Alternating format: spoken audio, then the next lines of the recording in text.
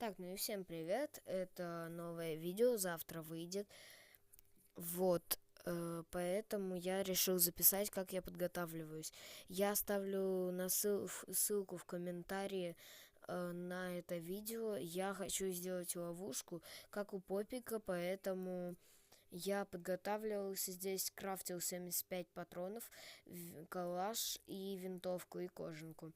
Я прям специально подготовился, и поэтому я буду делать ловушку, и хочу просто немножко ресиков. Ну, как немножко, но если будут попадаться хорошие челики. Мой тиммейт зайдет только завтра. А, кстати, еще был баг. Там, если нажать на ладошку и на менюшку на верстаке, то там пропадет прицел. Прикольный баг.